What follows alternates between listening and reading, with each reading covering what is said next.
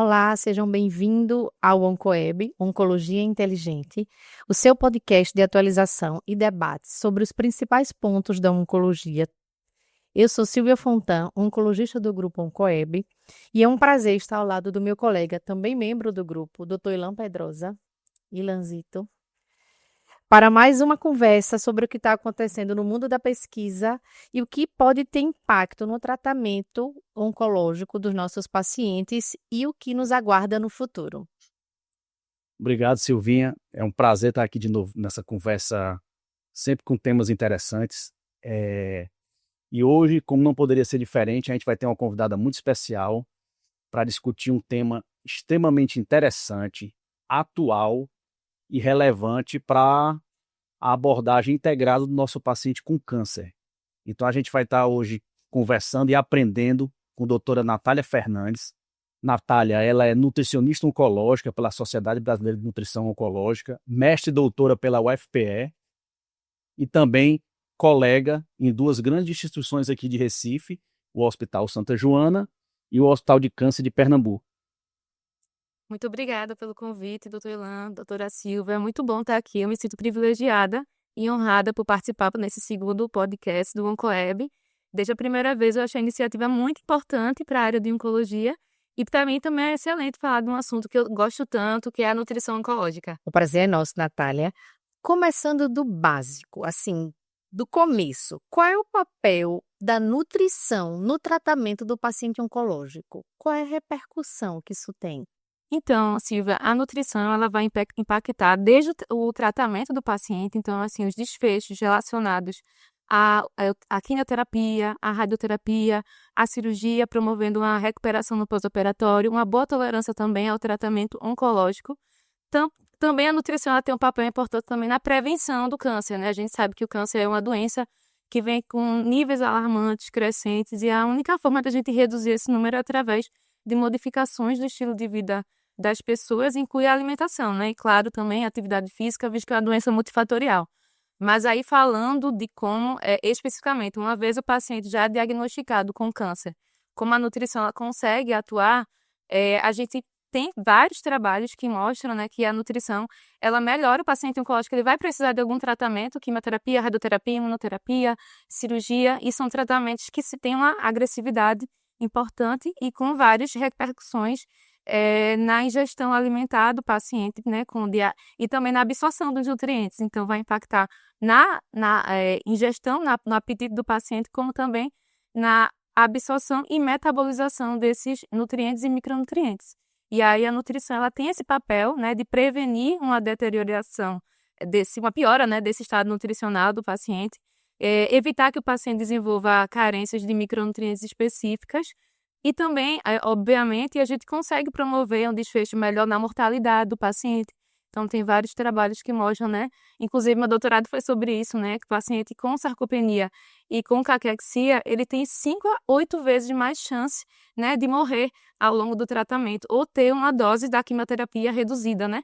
O que significa que é um tratamento subótimo para o paciente. Então, a gente não trabalha com o melhor que ele deveria receber, porque a condição nutricional dele está comprometida. Mais, Natália, sobre essa questão da sarcopenia, né? Sim. A gente sabe da importância, principalmente hoje, que a gente sabe que a gente costuma associar a sarcopenia diretamente, muitas vezes o leigo, à desnutrição em si, aquele paciente emagrecido, tudo, e a gente tem hoje uma relação forte. Nós temos obesos sarcopênicos, né? Aqui reforçando só que sarcopenia é aquela massa, a perda da massa muscular. Eu queria saber na prática como é que você faz esse tipo de avaliação que é tão importante para a gente conduzir os pacientes no início do tratamento.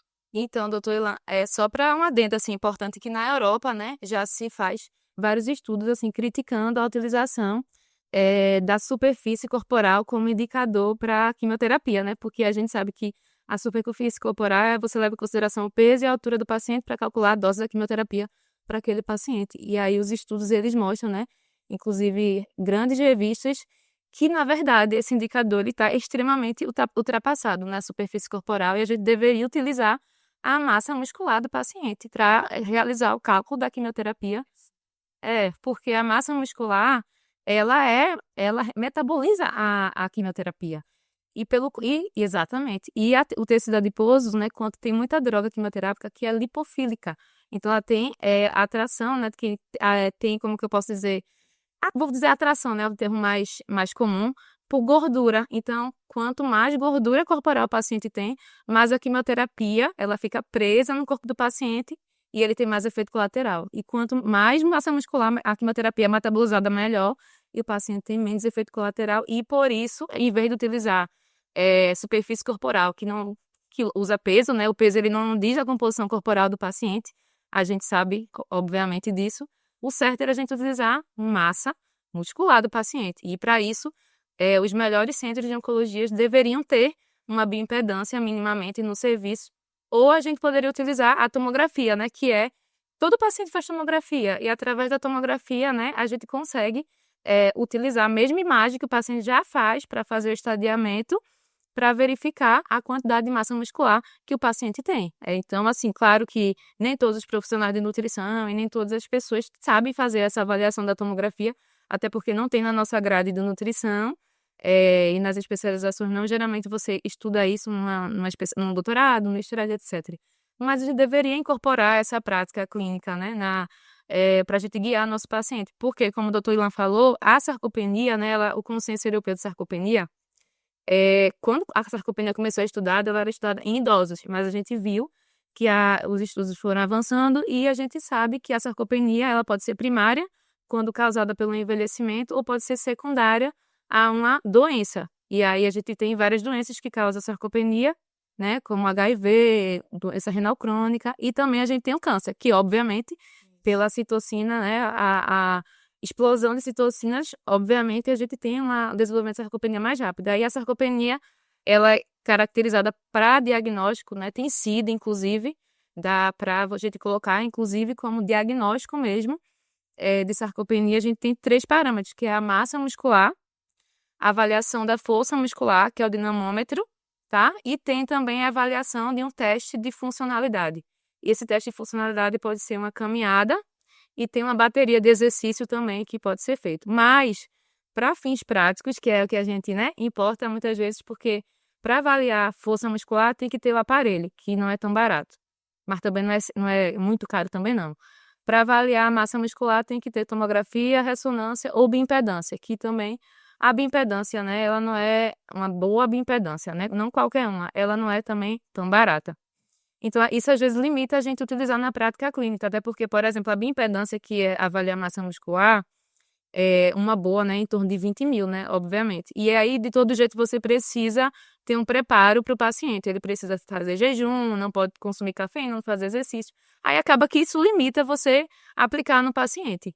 Mas aí existe só, Silvia, para resumir essa informação, um questionário que já foi validado para a população brasileira, que é o SARC-F, que são 5 perguntas que você faz ao paciente e você tria o risco dele ter sarcopenia. E aí facilita, porque assim, é um questionário que você tem uma alta, ele tem uma alta especificidade.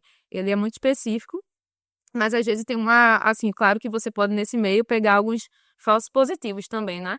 Mas assim, dá para você utilizar na prática clínica. Natália, um assunto que a gente tem ouvido muito, tem tido muitos trabalhos e a gente tem falado muito é sobre essa famosa microbiota intestinal. E eu queria saber de você como é que isso pode impactar no nosso paciente oncológico, no tratamento. O que é isso de microbiota intestinal? Como é que a gente fala isso para o público? Como é que a gente explica o que é?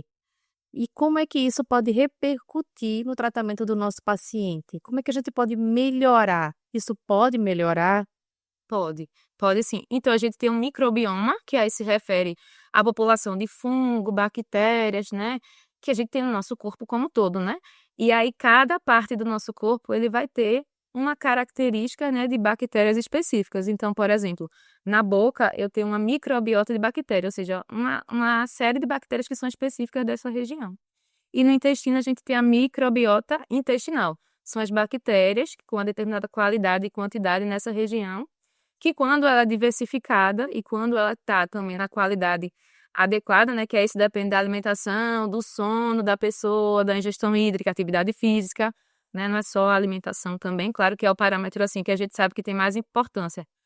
E aí, a depender dessa série de fatores que eu citei, né, se o paciente ele tem a pessoa tem uma boa microbiota, uma boa composição dessa microbiota, a gente tem benefícios no que a gente chama de uma boa barreira intestinal, né? Quando a gente tem um intestino que a gente chama de permeável, que é o leaky gut, que se refere ao intestino que, em vez de deixar, o intestino da gente é uma peneira, ele deve passar o que é bom e deixar lá fora o que é ruim. E para isso ele tem muco, ele tem bactéria que vai proteger. E essa bactéria, além de proteger, né, impedindo que entre, né, toxina, que seja absorvido alimentos que são alergênicos para aquela pessoa, ela tem um papel também na produção de enzimas. Então, tem enzima que só a bactéria produz. Hemicelulase, celulase. Então, quando a gente tem um paciente disbiótico, ele vai ter muita gases, flatulência, porque ele não digere bem. E, portanto, acaba fermentando. E essas bactérias também produzem alguns micronutrientes que, às vezes, através da alimentação, a gente não consegue, como vitamina K, algumas vitaminas também, como do complexo B. Então, resumidamente, né, quando a gente tem uma boa composição dessa microbiota intestinal, a gente promove, claro, uma proteção imunológica para o paciente, tá? Então, quando o intestino ele é permeável, você absorve mais alimentos nutrientes, né, alergênicos, você absorve toxina, você absorve bactérias patogênicas, contribui com a inflamação, porque tudo que a gente absorve passa pelo fígado, e aí inflama muito o fígado, então a alimentação ruim está muito associada à hepatotoxicidade e câncer também de intestino e de fígado também.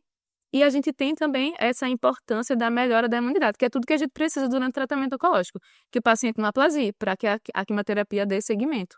E, além disso, né, a microbiota é importante para você ter uma absorção dos macronutrientes, porque ela ajuda na digestão. E se é bem digerida, é bem absorvida. Então, você ajuda o estado nutricional. Até de tratamento. Exatamente. Ó, tem estudo, assim, eu acho fantástico essa área. Claro que tá uma criança ainda, a área de microbiota, porque tem muita coisa, assim, para desenvolver. A gente não tem um banco humano de bactéria, como a gente levou anos para você ter a classificação, o nosso DNA bem detalhado. Então, vai levar anos para a gente ter um banco de bactérias humanas que vai ter um impacto positivo, né? Cepas que são específicas para cada doença, na prevenção, no tratamento. Não tem ainda. A gente está em desenvolvimento. Mas aí, como eu falei, na questão da toxicidade, tem estudo que foi realizado, eu não consigo lembrar agora o autor, que pacientes com câncer de estômago, eles fizeram antibiótico antes e depois da imunoterapia. Quem fez antibiótico antes e depois teve um desfecho muito ruim, de mortalidade. Então, ou seja, aquele que estava com um intestino praticamente estéril não teve uma resposta boa. Né? Essa mesma resposta você vê no rato, camundongo também. E aí, assim, quanto melhor essa microbiota, você tem uma melhora até do resultado da imunoterapia. Então, até a gente, imunoterapia no tratamento assim, mais avançado, né, tem um impacto assim, fantástico no paciente, sabe? Dá para passar o resto da manhã falando sobre isso. E eu acho que e hoje em dia o intestino a gente tem uma visão muito diferente do funcionamento dele para o organismo saudável funcionar bem, né? Então, a microbiota, como você mesmo disse aí, tem essa relação forte com a proteção, ou seja, serve uma microbiota adequada, influencia diretamente na prevenção. Você citou que uma microbiota alterada, ela pode, inclusive, alguns tipos de bactérias podem promover o crescimento tumoral, outras proteção durante o tratamento e até aumento da eficácia, como você disse, da imunoterapia, né? E aí, o que eu queria saber de você é, no paciente que está com o diagnóstico em tratamento, como é que você consegue modular essa microbiota através da alimentação, não sei se suplementação, como é que funciona? Como é que a gente consegue ajudar o paciente a ter esse ambiente mais favorável no tratamento dele? Pronto, tem assim vários aspectos, né? Só falar um pouquinho do comportamento alimentar do paciente oncológico. Quando ele é diagnosticado, a primeira coisa que o paciente sai é tirando tudo que ele vê na internet, que ele acha que é ruim na cabeça dele, né? Enfim. E aí tem muita coisa, né? Muita fake news na internet, e o paciente deixa de comer fruta, verdura e outras coisas que são importantes, né? E aí, assim, para a gente ter uma boa microbiota intestinal, você precisa comer carboidrato, porque é fonte de fibra. E o que tem mais na internet é carbofobia. As pessoas que têm câncer têm muito medo do carboidrato. Da leiga, né? Exatamente. E o paciente acaba não sabendo selecionar o que vai ler. E o que acontece é que ele deixa de comer muitas vezes o carboidrato que tem fibra e que vai contribuir, né, para essa desenvolvimento da microbiota saudável. Então, tem um primeiro aspecto que é você acabar com esses tabus, né, para o paciente e você reintroduzir alimentos que muitas vezes ele deixou de consumir por medo, né, muitas vezes. E por falta também de informação. Então, é introduzir alimentos que são fontes de fibras que são saudáveis, porque aí é o básico, né, verduras, frutas. O que os estudos mostram é o seguinte, né, que a nossa microbiota, ela é muito variável em relação à nossa alimentação. Então, o que acontece? Para você manter uma mesma estrutura de microbiota, é necessário você manter o mesmo padrão alimentar, né? E aí, assim, é um desafio para a gente, inclusive, que é da área de saúde, porque a nossa alimentação é mais fácil para quem não está doente, né? Mas para uma pessoa que está vomitando, para quem está com diarreia, é muito mais difícil. Aí hoje, claro que no mercado tem muito módulo de fibra que vem auxiliar a gente nesse tratamento, para a gente introduzir quando o paciente, né, apresenta essa diarreia, ou quando o paciente apresenta muita constipação, depende, obviamente, da quimioterapia, mas a maioria dos pacientes vai ter. Né? Quando o paciente tem essas restrições normais ao tratamento, né? E Às assim, vezes quando ele não tá perde comendo. paladar, né? E não absorve. Então, Isso. assim, Hoje em dia, né, a gente tem muito suplemento que não tem que tem fibra na própria composição. Esses suplementos, vou dar alguns exemplos aqui, né, que não tenho nenhum compliance, Nutrens, Impact, Sustagem. Hoje em dia já tem alguns suplementos desenvolvendo que tem fibra na composição, o que é importante para o paciente oncológico. O ideal seria a gente realmente fazer, o ideal mesmo, quando a gente pensa na maioria dos estudos que são feitos, a maioria são com doença de Crohn, né? A gente tem pouco estudo, né, na área de oncologia por conta da questão da segurança. E também por medo mesmo que a gente tem ainda, né, dessa introdução do probiótico nesse paciente. A gente sabe que o probiótico ele não assegura um paciente transplantado, com leucemia.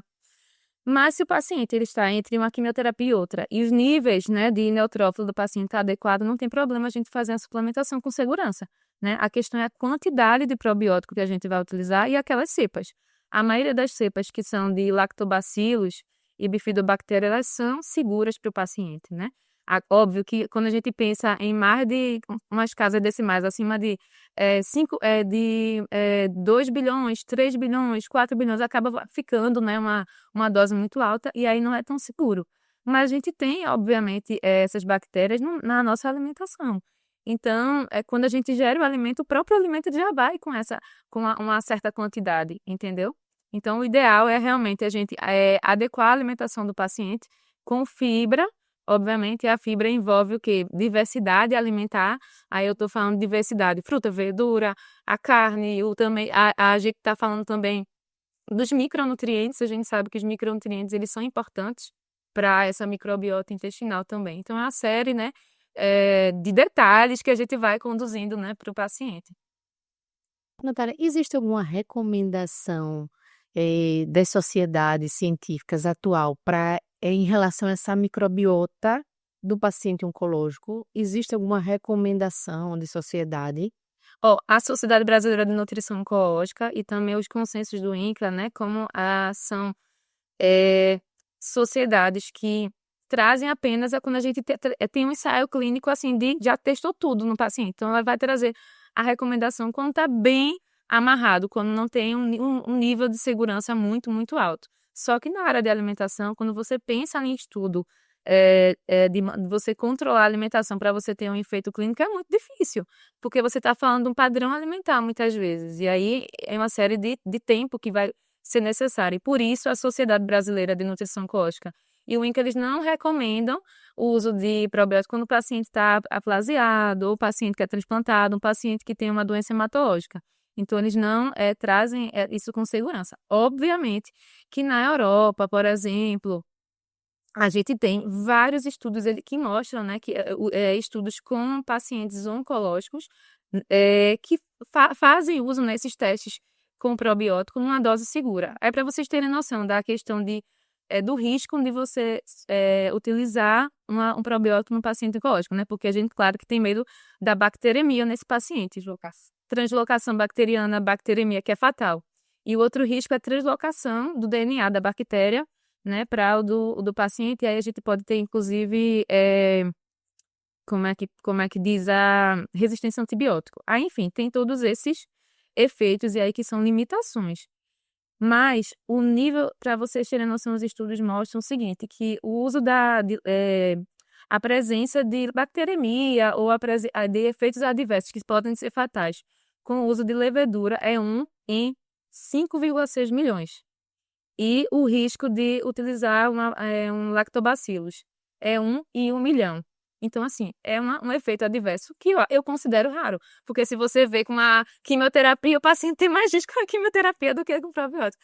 Aí, assim, eu acho que realmente é você ter realmente bom senso. Claro que você não vai testar, obviamente, no paciente. Sim. Mas também não deve ter medo se o paciente está com os níveis de neutrófilo, leucócito adequado também. Porque o efeito no paciente é surreal, a melhora que o paciente tem na qualidade de vida. Só tirar uma dúvida antes de não fazer a próxima pergunta, uma dúvida minha, pessoal.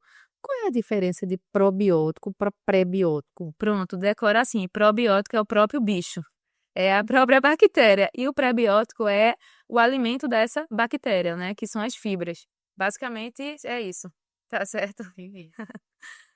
E quando a gente, é claro, a gente tem já, é um campo muito novo que a gente discute, está se discutindo intensamente essa área da microbiota, a gente fala muito em suplementação aí, mas e quando a gente tenta colocar isso porque a gente sabe que no Brasil a gente tem uma medicina muito diferente, né? A medicina privada com a medicina pública, o acesso a alimento de qualidade no serviço público, e quais são os desafios que você vê no serviço público, por exemplo, né? Ou até mesmo tentando comparar como é que você consegue tentar, se é possível chegar próximo de uma conduta mais uniforme entre os dois ambientes. É possível no SUS o paciente que tem dificuldade de adquirir um suplemento? Como é que funciona isso? Quais são os desafios que você enfrenta no dia a dia nesses dois ambientes de trabalho?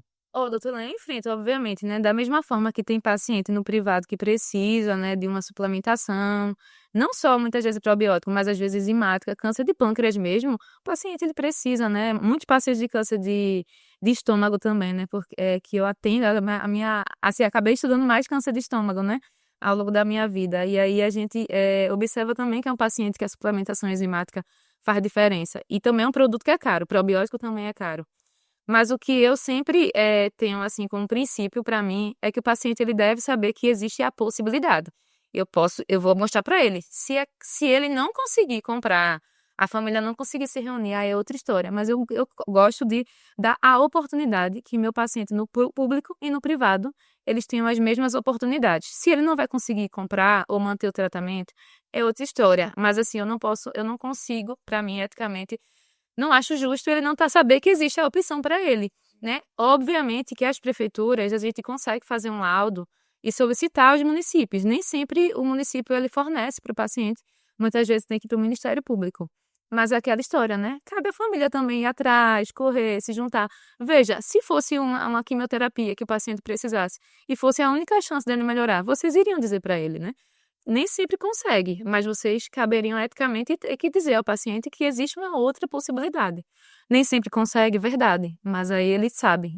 Mas assim, para a gente deixar assim, existe uma dieta mais específica que a gente possa melhorar essa microbiota desse paciente? Por exemplo, o paciente que está ouvindo a gente agora, que está vendo esse podcast, qual seria uma dieta assim, rica em quê? Que a gente conseguiria melhorar? Então, doutora Silva, a gente tem o básico, né? A questão da alimentação. Você tem um maior consumo de alimentos in natura e minimamente processados, ou seja, o alimento que é produzido, né, pela terra mesmo, né? E menos o que é produzido pela indústria, pelo que é produzido pelo homem, de fato. E aí, quanto menos conservante, aditivo, né? As pessoas têm o hábito de usar muito adoçante dietético. Infelizmente, a gente sabe que esses adoçantes dietéticos, sacarina, aspartame, alteram a microbiota ciclamato, altera a permeabilidade intestinal e as pessoas, elas têm o hábito de consumir porque alguma época da nutrição isso foi falado como seguro e isso foi difundido e as pessoas às vezes não acompanham, né? Assim, não foram para um profissional para dizer que não é. Então, não usar adoçante, né? Obviamente, não usar conservante e realmente consumir o alimento, uma alimentação mais saudável nesse ponto de vista, né? De mais frutas, verduras, o arroz, o feijão. E, obviamente, a gente fala da preparação do alimento, porque não adianta você comer um peixe e fazer ele frito à milanesa, né? Aí a gente também tem a questão da preparação também, né? Como o alimento também é preparado. Aí isso é outro ponto muito importante. O que você come e como você prepara. E a frequência, né? Porque tem gente, eu pergunto ao paciente, come fruta? Aí ele, como? Me diga quantas vezes. Às vezes é uma vez na semana, né? E é um padrão alimentar que ele, às vezes, ele tá desde a infância, assim, né? Que não é muito difícil, né? Isso também no privado, viu? Também. Não tem Tem muito. E assim, seletividade alimentar, né? A gente fala muito hoje, mas assim, eu encontro há muito tempo, até hoje, adultos que são seletivos. Já, inclusive, esses dias eu estava atendendo lá no Hospital Santa Joana, e inclusive ela era enfermeira, e ela tinha uma seletividade alimentar e ela tinha câncer de intestino, né? Porque a vida dela era à base de fast food e ultraprocessado, né? Assim, não é porque ela não tinha conhecimento, mas às vezes o dia a dia, enfim, não teve a oportunidade de modificar. Então, a gente também tem muita gente seletiva também, que precisa realmente passar por uma terapia alimentar, de você realmente ensinar essa pessoa a se alimentar adequadamente. Porque não é só jogar o prato, né, a dieta do paciente, né? Ele precisa se adaptar também, né? Como isso é importante, né? Principalmente nesse nosso mundo, né, Ilan, de pacientes oncológicos, porque a quimio em si já vai maltratando todo o trato gastrointestinal. Então, a gente já vai levando aí uma série de proteções que ele tem. Então, a gente já vai aumentando os furos dessa peneira e a gente modifica todo a absorção. Muitas vezes a gente causa desbiose, às vezes um paciente que vai fazendo antibiótico, como o uso do antibiótico, assim, indiscriminado, vai prejudicando isso. E como a gente precisa falar sobre o microbioma e sobre a microbiota intestinal. Como isso tem uma repercussão grande, tanto no sucesso do tratamento relacionado à ação de droga, quanto na tolerância, na diminuição de efeitos colaterais. Como a nutrição é importante no geral e junto no paciente oncológico, assim, faz parte realmente uma adesão de um plano nutricional bem delimitado. Isso faz parte do sucesso do tratamento do nosso E a gente paciente, né? vê, Silvinha, que foi o que Natália começou, que falou logo no início, né? Então, assim, o nosso cálculo do tratamento é baseado pela composição corporal, né? Tá certo que é superfície corpórea, agora a gente tenta avaliar massa magra, né? Que é o músculo em si, e isso interfere diretamente quão intenso vai ser para o organismo a quimioterapia, e a gente gera mais toxicidade, mais inflamação, mais dificuldade de se alimentar, então fica um processo que ciclo vicioso, se retroalimenta negativamente, né? Então, desde o início, uma avaliação nutricional adequada para um melhor tratamento para o paciente, com protocolos mais seguros, e durante o tratamento ele ter um aporte nutricional adequado, né? E aí eu aproveito aqui até para perguntar para a Natália, nesse contexto da microbiota, que é uma coisa nova, o que é que ela espera para o futuro? O que é que ela consegue ver de interessante para o futuro, que talvez a microbiota, já que do ponto de vista oncológico é um debate, né? Assim, O que é que você imagina que possa acontecer no futuro? Eu acho que em breve a gente vai ter esse banco, tá? Das espécies humanas de bactérias. Eu acho que isso é uma coisa assim que está muito próxima de acontecer e eu espero que aconteça rápido. Eu também acho que no futuro vai ter protocolos específicos, né, de suplementação de probiótico para prevenção e tratamento de cada doença, com Crohn, retocolite, com câncer. Eu acho que esses protocolos vão ser desenvolvidos. E o que eu acho que mais de novo é a associação de probiótico com o tratamento. O último estudo que eu vi, faz um tempo já, eu não lembro agora o ano, mas era associação, eu não lembro qual era a classe de quimioterapia, a gente me perdoe, mas era uma quimioterapia que era a base da utilização do fator de necrose bloqueando esse fator de necrose tumoral, na quimioterapia que tinha esse efeito associada com probiótico. Então, você utilizava essa classe dessa medicação associada com probiótico para melhorar o efeito do tratamento. Isso para câncer de pâncreas. Então, acho que pode ser que tenha protocolos que você faça associação, né, do protocolo de quimioterapia lá, ou de imunoterapia, com um probiótico para você ter uma resposta melhor do tratamento, né? E aí, a nutrição personalizada também, que aí você, hoje em dia tem testes para você avaliar a microbiota do paciente, tem transplante fecal, várias coisas.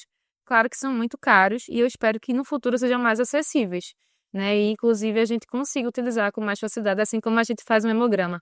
Eu espero que isso seja utilizado porque vai ser um diferencial, né, para o nosso paciente. Isso é muito importante. E tem estudo, eu acho, relacionando a atividade de imunoterapia em melanoma, se não me engano, acho que um estudo publicado em 2018, com uma bactéria específica da microbiota, e os pacientes que tiveram uma melhor resposta à imunoterapia, para você ver o tamanho da importância que é a saúde intestinal no tratamento oncológico. A imunomodulação do intestino, né? Para o organismo, Exato. ele modula a resposta. Você consegue povoar esse ambiente intestinal com essas bactérias mais específicas, benéficas, e que vão ajudar o paciente, vão dar um suplemento imunológico, vão fazer parte, e vai dar ao paciente uma maior chance do seu organismo se libertar, desenvolver, né, se libertar desse tumor. Exato. Como é importante esse assunto. Silvia, doutora, tem estudos que mostram que a suplementação de probiótico tem o efeito de alterar a acidose e tem um efeito antitumoral e também apoptótico. Então, outra coisa muito importante, né, no probiótico ter essa capacidade. Claro que nunca vai substituir uma medicação quimioterápica, mas estou falando do efeito associado também. Eu acho que a nutrição, ela, como várias outras áreas, tem que ficar muito junto, né? Nós temos E que tá ser atualizando. parceiros nesse tratamento, porque são tantas coisas para a gente perguntar. Tem suplemento alimentar, tem paciente que usa vitamina, às vezes está tomando antioxidante e acha que não é nada, e aquilo repercute negativamente no tratamento. Então, são tantos assuntos que eu acho que daria para a gente fazer um outro podcast. E Natália já se sinta convidada para os próximos. Então, assim, a gente está chegando ao final desse podcast, que foi maravilhoso. E acho que a gente conseguiu esclarecer algumas dúvidas. São muitas dúvidas, porque o assunto realmente é estimulante, é instigante, e a gente está descobrindo isso ainda. Então, eu queria lhe dar a oportunidade de dizer qual a mensagem, você tem alguma mensagem final para deixar para os nossos ouvintes, telespectadores que nos acompanham aqui. Eu nem preparei essa mensagem, mas assim, o que eu tenho a dizer é que procure um nutricionista desde o início, né? Desde o seu diagnóstico, né?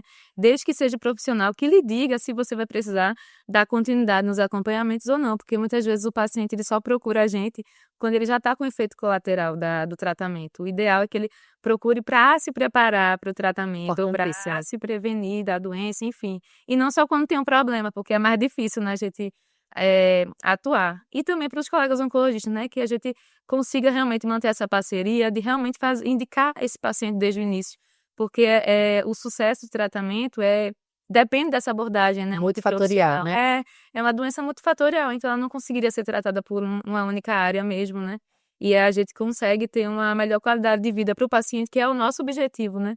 Quem foi para a área de saúde foi por isso, né? Para poder modificar a vida, né? E você dá mais qualidade de vida para essas pessoas, né? Acho que é isso. Excelente. Bacana. Então, Natália, muito obrigado. Aprendemos muito, né, aqui. A gente já trabalha junto há um tempo, né? Então, foi ótimo ter você aqui. A gente queria do grupo OncoWeb, acho que Silvinha, ver se tem a gente tem uma lembrancinha aqui para você do lado, ó. Uma lembrancinha, porque para você. Menino, posso abrir já? Pode, mostra, Não, pode abrir, pode posso mostrar. abrir, né? Porque se eu não gostar, não vou gostar. Mas, Olha, que chique. Eu adoro olha aí. café. Então, foi perfeito. Café, chá, o que você quiser, pode Café, usar. chá, eu prefiro café. Chá é melhor também, saudável, né? Mas eu adorei mesmo. Um shot de probiótico. Um shot agora de probiótico, né? Adorei o presente. É muito significativo mesmo a gente ter essa representação, assim. E eu gosto muito de falar dessa área. Eu agradeço. Obrigado. E, pessoal, para quem quiser nos acompanhar mais de perto, em todas as plataformas, no YouTube, né? No Instagram, no @Grupo Oncoweb. Quiserem escutar no Spotify também, a gente vai estar sempre disponível. Espero que tenham gostado e curtam esse vídeo aí para a gente continuar com mais informação bacana para todo mundo. Obrigado. Nos sigam no canal, aperte o sininho para receber as notificações. E é isso, Oncoeb, Oncologia Inteligente.